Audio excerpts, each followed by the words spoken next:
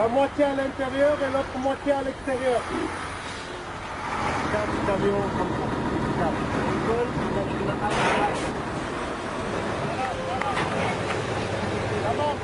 Quand on te donne un travail quand tu le prends, c'est comme un engagement. Donc tu le prends et tu le termines. T'as vu, tu termines.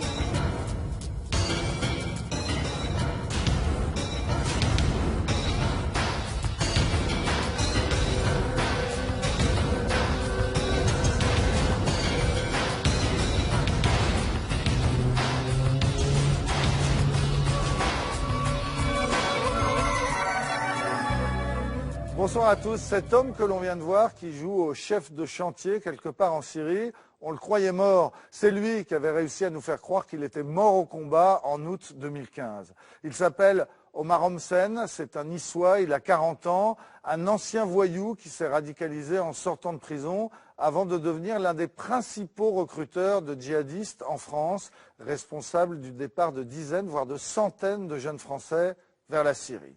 Alors on l'a vu, Omar Homsen n'est pas mort du tout et c'est Romain Boutilly pour complément d'enquête qui a pu le retrouver. Il a accepté de nous parler et même de se laisser filmer aux côtés des jeunes niçois qu'il a amenés là-bas. Nous avons hésité, on a mesuré les risques d'entrer dans son jeu et d'être complice de sa propagande, mais finalement nous avons décidé d'envoyer un caméraman là-bas pour pouvoir vous montrer pour la première fois un camp de djihadistes français et pour essayer de comprendre ce qu'ils ont dans la tête. On va en parler tout à l'heure avec Gilles Kepel, qui est un des meilleurs spécialistes de l'islam et du monde arabe. Mais tout de suite, Djihad, les recruteurs, c'est un document exceptionnel de complément d'enquête signé Romain Boutilly, Antoine Husser et Frédéric Prigent.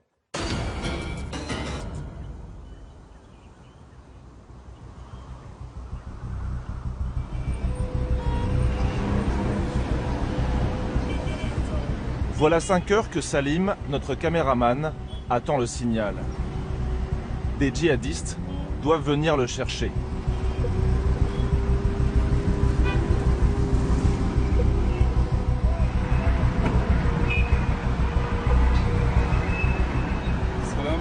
السلام ورحمة الله. سليم عمر؟ نعم. أريد عمر أمسن أو معسكر عمر. تمام.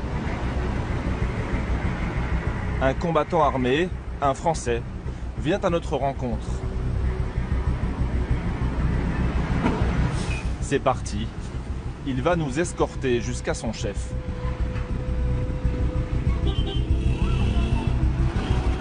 Une heure de route, loin des villes. Nous ne saurons pas où précisément. Salim, le caméraman, est syrien. C'est lui qui filme pour nous. Il peut aller là où les médias occidentaux ne vont presque jamais.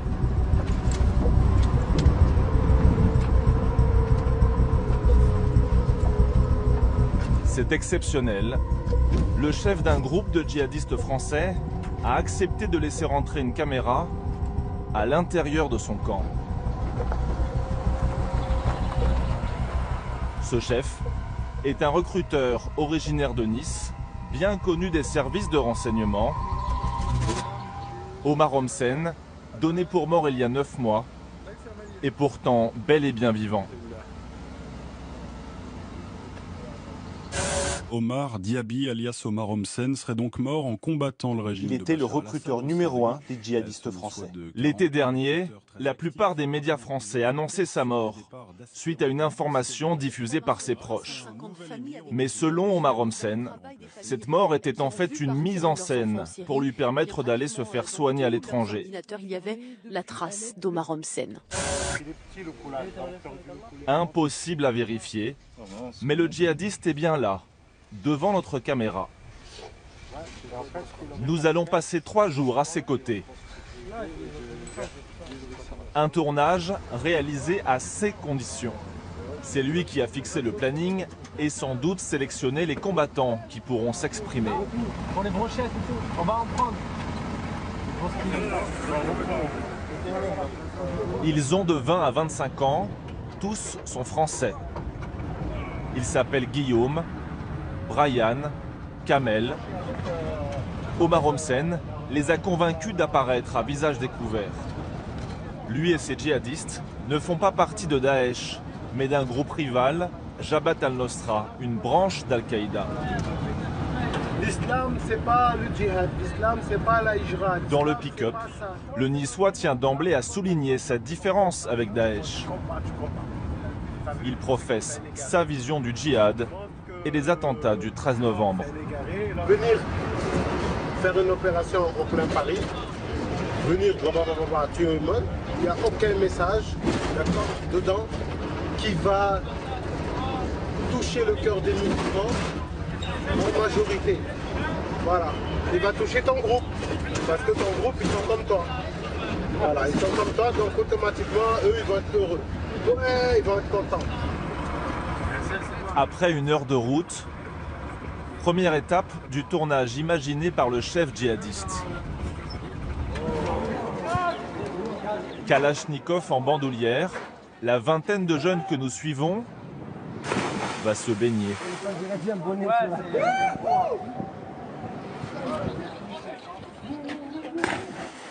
Pas vraiment l'image qu'on se fait de ces soldats d'Allah.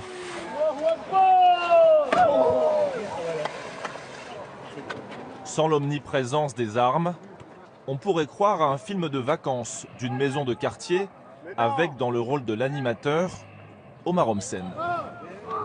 Ces gens-là, qui sont tout en haut, c'est 2 jeunes qui vont faire un saut depuis ces hauteurs-là. Et en fait, c'est la représentation de la hijra. Parce que Cheikh Anwar al-Awlaki, il a dit que la hijra, c'est comme lorsqu'on est en haut d'une falaise et qu'on se jette sans savoir sur quoi on va tomber. Ça peut être des rochers ou de l'eau. Donc c'est un peu l'image de la hijra. Vous pouvez faire un saut, ce périlleux et tout. Attention, je veux un saut. Salto arrière. Non, pas quadruple. Triple, ça suffit. Vas-y. La hijra, frère, c'est un saut dans le vide. Voilà. Toujours comme ça. Scène de propagande savamment orchestrée. Allez. Ou authentique moment de plaisir, difficile de juger.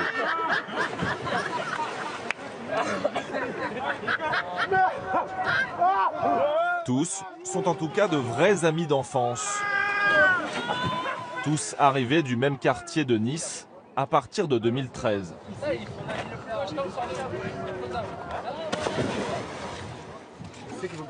Sont bonnes au moins? Est-ce qu'elles sont bonnes? C'est des magnums, frère.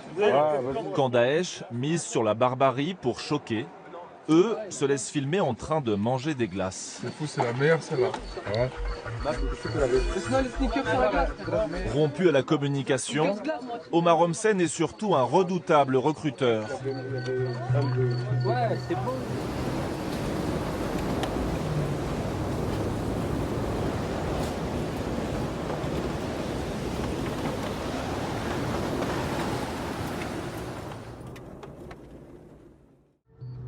La relation avec Omar, elle est bien. Je suis bien avec lui. Souvent, quand il nous parle, qui va nous parler un peu avec dureté, c'est pour notre bien. Nous, on voit ça, que c'est pour notre bien et voilà, c'est quelqu'un d'expérience. Je le considère comme mon grand frère et je l'aime beaucoup. 3 ans qu'Omar Homsen les a radicalisés et déracinés un à un. 3 ans qu'ils n'ont pas revu leur famille.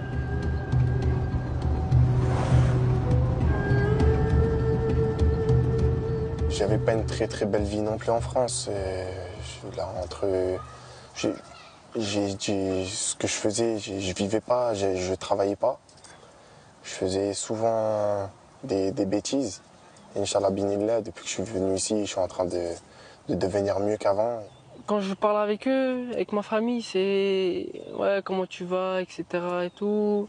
Et à chaque fois, ils me disent reviens et tout. Mais moi, je leur dis que je peux pas revenir. Je peux pas. Je peux pas aller dans une terre où il y a l'ennemi d'Allah. C'est impossible.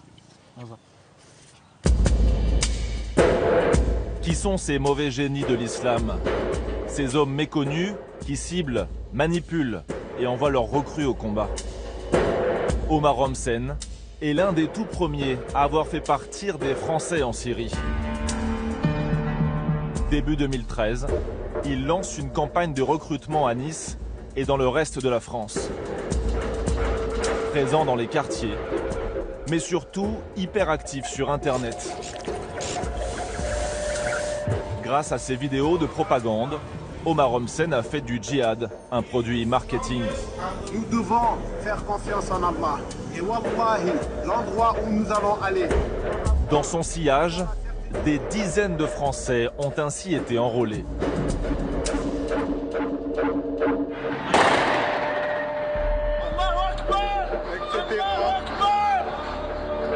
Une arme à la main et surtout une caméra dans l'autre. Bien meilleur communicant que chef de guerre.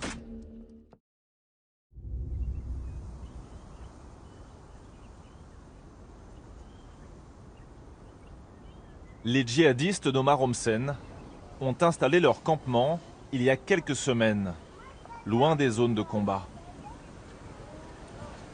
Une vie étonnamment calme. Aucun bruit de bombardement, juste quelques cris d'enfants. Des petits Français. Là, dans les épines. Ça fait mal, non?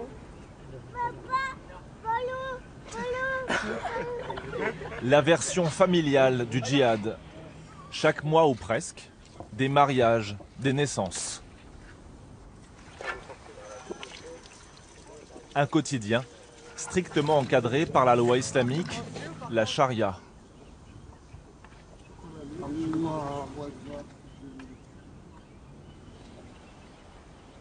D'un côté, les hommes. De l'autre, les femmes, toutes entièrement couvertes d'un niqab. Aucune d'entre elles ne s'exprimera devant notre caméra.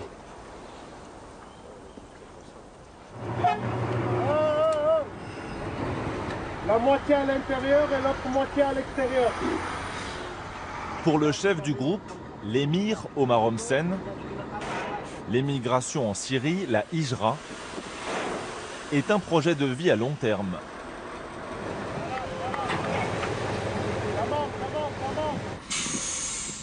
Après 15 déménagements dans toute la région, les jeunes niçois construisent pour la première fois des maisons en dur.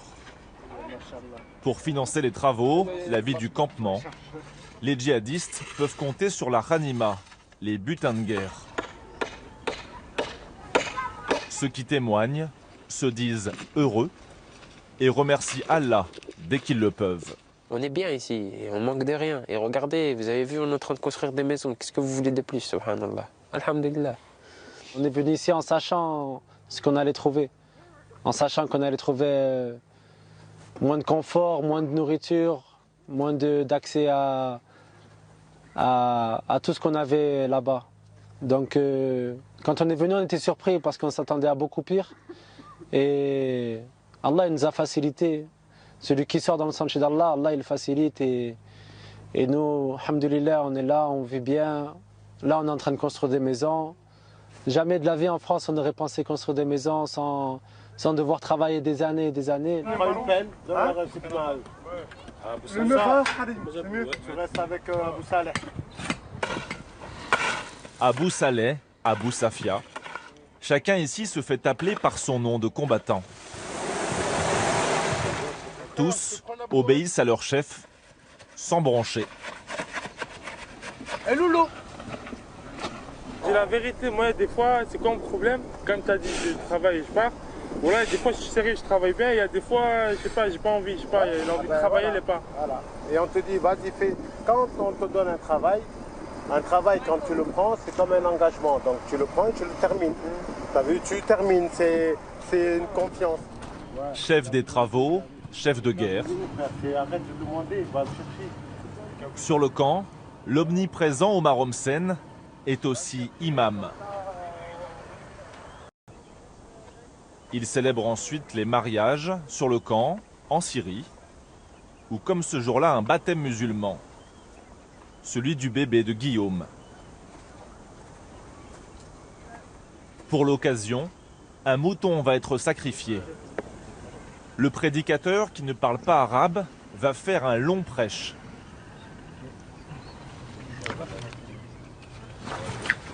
Il en profite au passage pour dénoncer un manque de tolérance de la France envers les musulmans. L'animal, une fois qu'il est comme ça, on tranche de la patte, on fait une petite entaille, on met un tuyau. Nous en France, moi je me rappelle quand on faisait ça en France, on se cachait parce que la loi française ne nous permettait pas de faire ça.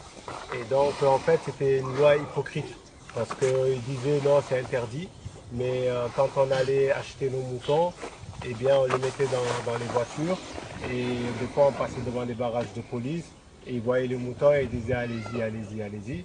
Donc c'est un peu des lois hypocrites, ils disaient non mais voilà. Durant ces 3 jours, nous n'avons filmé aucune scène de combat. Allez vas-y, on soulève, il faut du monde. Benyad Mechoui, le chef djihadiste, a choisi de nous montrer des moments à la fois tranquilles et symboliques de la vie musulmane.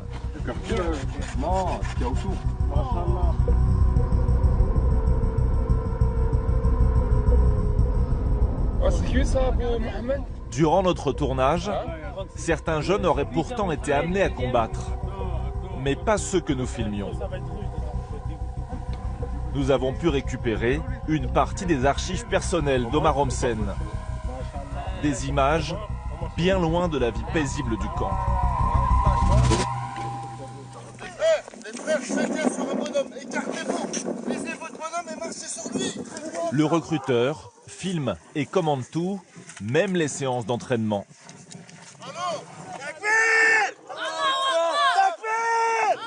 Pour les nouvelles recrues, la formation militaire est obligatoire. Seuls les hommes combattent. Mais Omar Homsen met également en scène les femmes, juste pour l'image. Encore une. Encore une. C'est bon, nickel. Nous avons récupéré cette ville en seulement 4 jours. Je crois c'est 4 jours. Même sur la ligne de front, Homsen ne quitte pas sa caméra. On va continuer, on va prendre tous les Akia et ensuite on va aller prendre Kassep. Plus concentré sur l'image que sur les tirs ennemis. Regardez cette grande ville. Cette ville qu'Allah a donnée aux Moudjahidines, qu'Allah a donnée aux musulmans et que maintenant...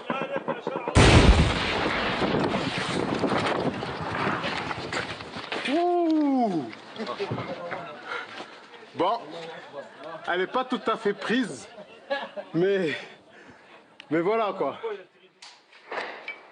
Sur ses propres images, Omar Homsen n'apparaît que rarement en situation de combat.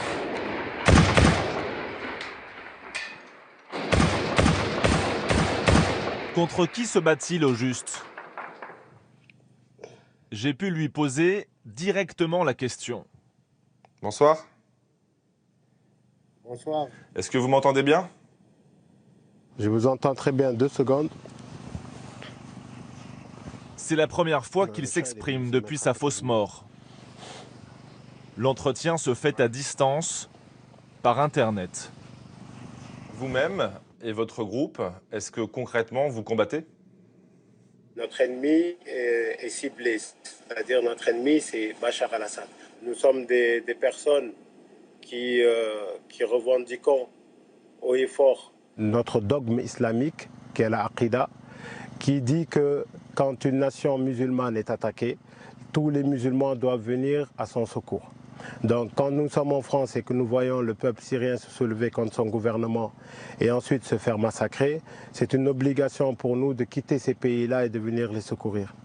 Donc oui, nous faisons le djihad, mais le djihad en fait c'est un combat noble. C'est un combat noble car c'est un combat de secours et de défense.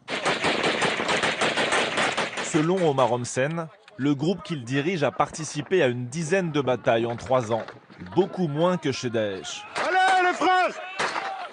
Le voici, mêlé aux troupes de Jabhat al-Nosra, lors de l'offensive autour de Girs, l'été dernier. Allez les frères, ils sont encore là! Sur ces images apparaît Guillaume, le jeune niçois qui baptisait son fils. Toujours filmé par Omar Homsen. Allahu Akbar!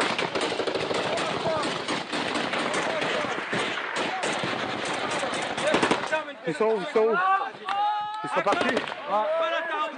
Il y a la mosquée bleue là, sur la route juste en bas à droite. Allahu Akbar! Ils viennent de repousser l'armée du régime de Bachar al-Assad. Comme la plupart des djihadistes, les Français aiment parader après les combats. Aussi fiers que s'ils avaient libéré leur propre ville, comme ici à Idlib. Allahu Akbar! Allahu Akbar! Allahu Akbar! Allahu Akbar! Regarde la tête du Tarout! La tête du Tarout! Galvanisés par la reconquête des bâtiments officiels, tels des automates fanatiques. Alhamdulillah, on marche aujourd'hui sur le portrait de Bachar dans la ville d'Idlib. Inch'Allah, on va marcher sur la tête de tous les tawarit arabes. Au contact d'Omar Homsen, les jeunes Français semblent avoir pris goût à la guerre et à la violence. Allahumma inna laka al-hamd. Allahumma inna laka al-hamd. Salam alaikum. Film, mon frère. Dans les rues d'Idlib, fraîchement reprises au régime, étrange moment d'euphorie. Allahu Akbar. Frère, c'est Nice. Frère, c'est presque Nice. Frère, t'as raison. Hein? C'est Nice. T'as vu Nice, la Côte d'Azur? C'est autant de bâtiments, c'est autant de magasins. Mélange de rire et discours de haine. Avec Hariten, on va libérer ville par ville, rue par rue, immeuble par immeuble, Inch'Allah. Et on va arriver là-bas et on va les égorger les juifs. Cette haine de l'ennemi les pousse-t-il à commettre des exactions sur la population, comme le fait Daesh? Rien, à aucun moment ne l'indique sur ces images. Là encore, Omar Homsen tient à marquer sa différence. Depuis 3 ans que vous êtes, vous et votre groupe, en Syrie, vous avez bien sûr assisté aux exactions commises par l'État islamique, à l'application violente de la charia. Est-ce que vous les condamnez? Ils ont une compréhension de la charia qui est différente de la nôtre. Nous avons une méthodologie complètement différente de celle de l'État islamique. On éduque d'abord la population, on la fait comprendre et on la fait aimer aussi la religion. Et ensuite, eux-mêmes demanderont que la justice soit appliquée. Et donc, à partir de là, nous pourrons appliquer les lois de la charia. Oh Yahya, ils sont pas cuits, laisse-les frère, laisse-les cuire. Yahya, Comment un seul homme a-t-il convaincu autant de jeunes d'aller se battre à 3500 km de chez eux?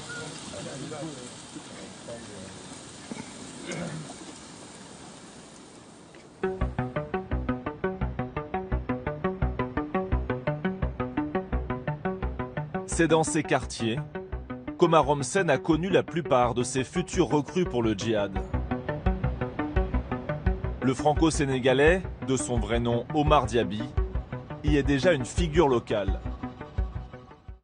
C'est quelqu'un qui est craint dans les cités comme un gros caïd de cité, effectivement. En plus, il est physiquement impressionnant. Il en joue. Les jeunes s'identifient à lui?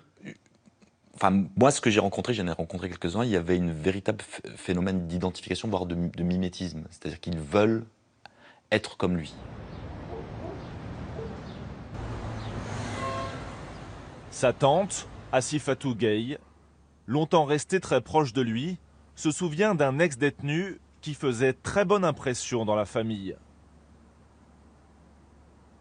Il était calme, il sortait pas beaucoup. Si c'est pas la mosquée, c'est sa mère. Voilà. Tout ce qu'il faisait, moi, ce que je voyais, qui disait les enfants, il faut faire la prière, il faut se comporter bien, et nous tous, pour nous, on dit, ben c'est bien. Il est devenu un musulman très conservateur. Il délaisse la mosquée de son quartier, trop modérée à son goût.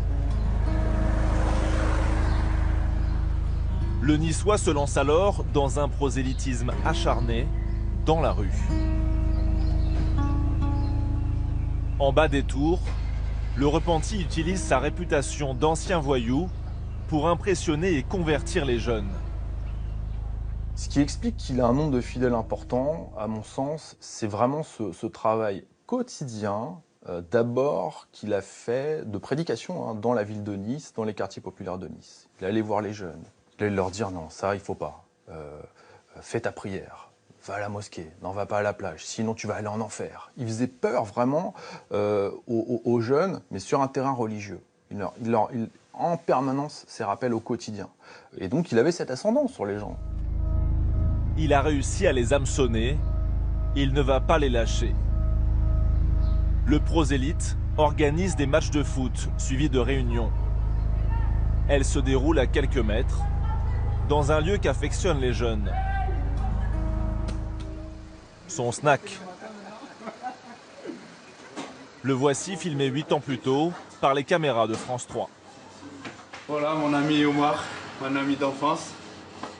Souvent entre collègues, si quelqu'un il a une bonne idée, eh ben, on se réunit et entre amis d'enfance. Et voilà, on donne un coup de pouce à l'autre et ensuite chacun monte son affaire et petit à petit il rembourse. Ce snack va devenir son centre de radicalisation. Sandwich offert et partie de jeux vidéo pour appâter les jeunes. Des heures durant, au fond du restaurant, il les initie au salafisme. Il s'y prenait comme faisait il y a 20 ou 30 ou 40 ans le curé du quartier, comme faisaient les jeunesses communistes dans les maisons des jeunes et de la culture. Il y avait un vrai maillage des quartiers. Ce maillage a disparu et il a laissé la place aux prédicateurs ou à des gens qui font exactement le même boulot que faisaient les curés, c'est-à-dire proposer des sorties, des réunions, de la discussion, du sens. Il leur amène le truc qui dit, regarde, tu vis ici, t'es pas bien, t'es souvent dans une famille monoparentale, la plupart des gamins, ils n'ont pas de papa, le papa a disparu complètement, et il leur amène de l'espérance et du sens. Et je pense que ça fait partie du terreau sur lequel il a construit ses recrutements. 3 ans avant la Syrie, le prédicateur commence déjà à vendre à ses nouveaux disciples un projet concret. Émigrer vers une terre d'islam, la Hijra. Ce message, il y a 2 principaux courants dans l'islam. Il entend le diffuser à toute la France. Il s'enferme chez lui 12 heures par jour et réalise une série de vidéos de propagande censées révéler la véritable histoire de l'islam Oh vous les croyants, et même de l'humanité. vous avez 2 chemins qui vous sont proposés. Celui que l'Occident vous propose et celui qu'Allah vous impose. À vous donc de faire votre propre choix. Mais celui qu'Allah veut pour vous commence par la Hijra. Images d'actualité, références coraniques, théories complotistes, effets spéciaux. Une propagande bricolée mais très efficace et surtout largement sous-estimée par les autorités. Ces vidéos qui sont diffusées sur YouTube, sur Dailymotion et initialement sur Facebook, sur sa page à lui, puisqu'il avait une page qui était suivie par des milliers de personnes, elles passent en dessous des radars médiatiques, c'est en dessous des radars sécuritaires. Personne n'imagine et ne réalise l'impact que ça, c'est en train d'avoir sur des dizaines, voire des milliers de jeunes. Le logiciel est installé dans la tête des Niçois. Il ne leur manque plus qu'un événement pour basculer. Fin 2012, le conflit syrien tourne au massacre. Les images de Bachar al-Assad bombardant son propre peuple choquent le monde entier, à commencer par Omar Homsen.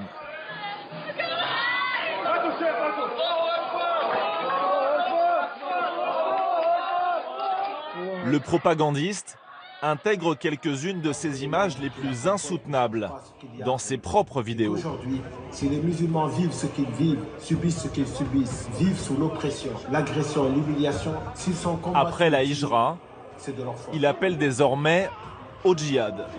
Et lorsqu'on leur dit, mais il y a une autre solution, qui est le djihad défensif, le djihad farda'in.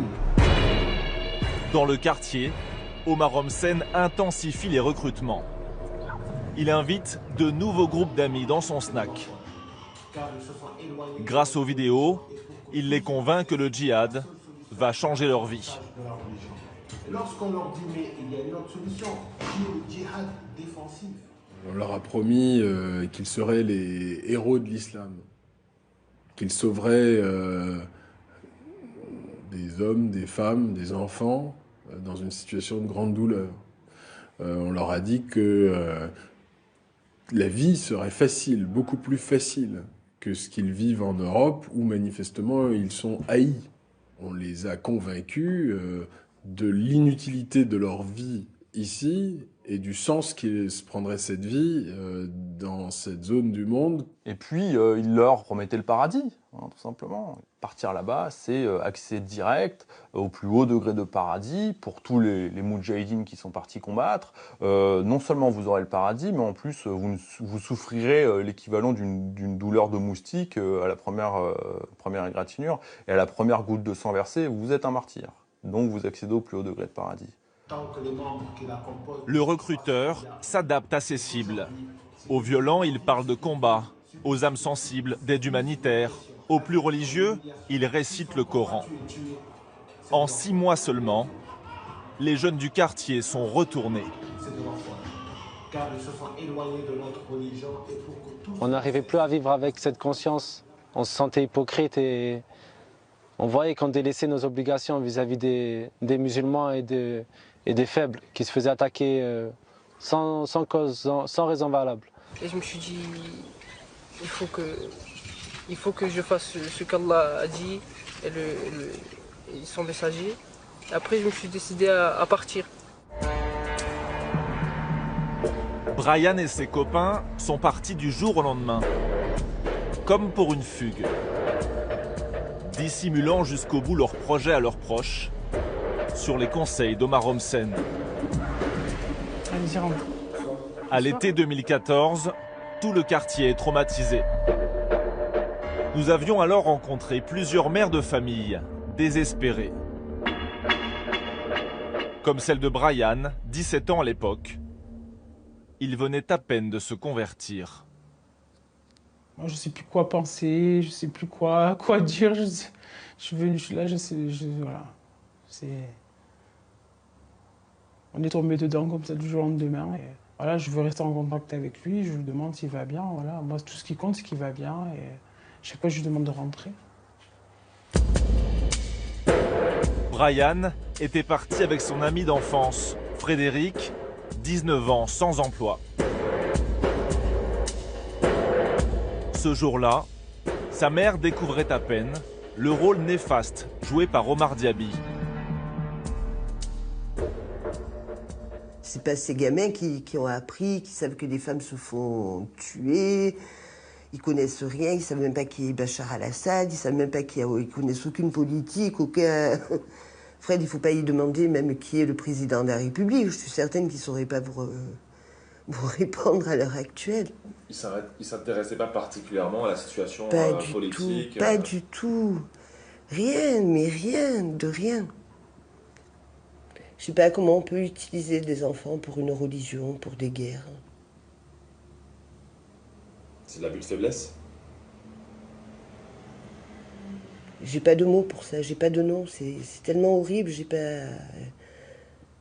Même les pires des mots que je pourrais dire, ça les définirait pas, ces gens-là.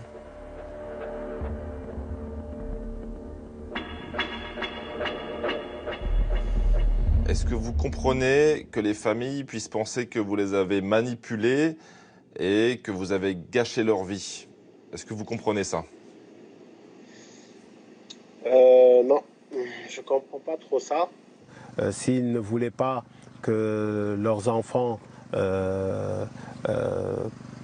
connaissent l'islam ou etc., eh bien, il aurait fallu trouver une solution chez eux.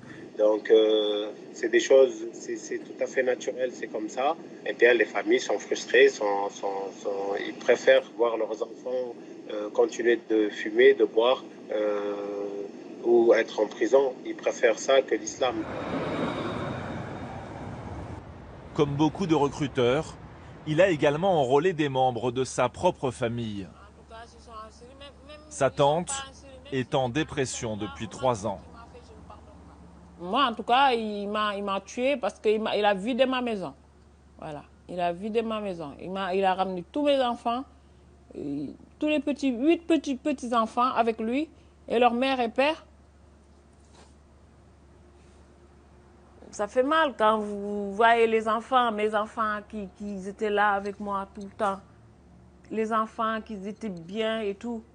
Hein? Et tout d'un coup comme ça, on les voit tous partir un par un. Ça fait mal aussi. Hein? Depuis notre tournage, l'une des filles de Madame Gay, que nous avions croisée ce jour-là, aurait rejoint elle aussi le groupe d'Omar Homsen en Syrie. Elle avait déjà effectué un aller-retour en 2013.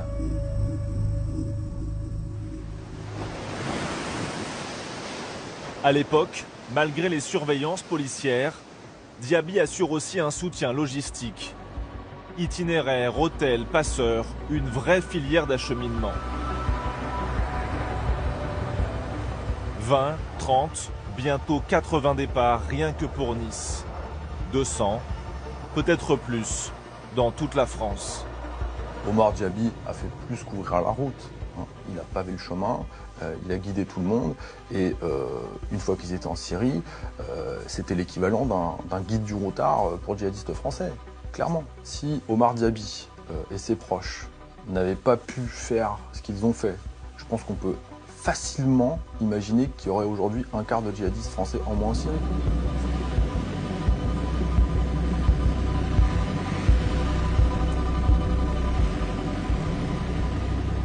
محمد رسول الله محمد رسول الله لا إله إلا الله 3 ans plus tard, le contexte a bien changé. Autour d'Omar Homsen, le nombre de combattants a été divisé par 4. Ce jour-là, 2 combattants d'un groupe allié viennent de se faire exploser en kamikaze sur une position ennemie.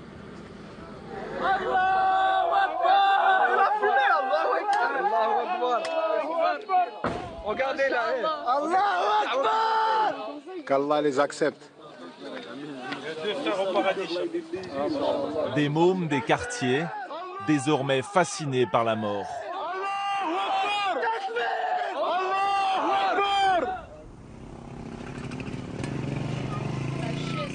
Depuis 2013, une dizaine de jeunes seraient morts parmi les recrues du djihadiste français. Omar Homsen est parvenu à convaincre ceux qui sont encore en vie que finir sous les balles est une récompense de Dieu. Il n'y a pas longtemps, il y a eu un franc. Il y a eu un franc, alhamdoulilah, et on a participé à ce franc. Et j'ai utilisé ma kalash. Quand je voyais l'ennemi d'Allah, je visais avec ma kalash, et Allah, c'est lui qui tire. Et je visais l'ennemi d'Allah. Et alhamdoulilah, j'en ai tué par la grâce d'Allah. Et voilà. Je vais rester ici jusqu'à atteindre mon objectif, le Firdaus al-A'la, le martyr, Inch'Allah. Qu'Allah nous l'accorde. Glorifier la mort, admirer les terroristes. L'emprise d'Omar Homsen et de son idéologie est totale. Dans sa tente aménagée en cellule média, il continue de réaliser ses vidéos de propagande. Cabu disait aussi souvent, un jour, vous allez voir, ils vont nous tirer tous dessus. Ouais.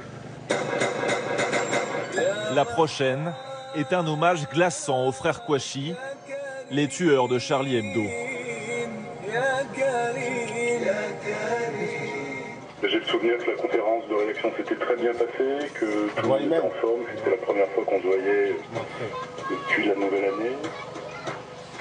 Qu'est-ce que tu en penses de cette démarche? On nous attend avec une grosse tête de Mahomet, tu vois, moi je pense. Veut-il attirer de nouvelles recrues? Le djihadiste franchit en tout cas une étape. Il légitime le terrorisme. La sentence, elle a été montrée par le prophète Mohammed lui-même à son époque. D'accord? Donc, ceux qui l'ont insulté ont été exécutés.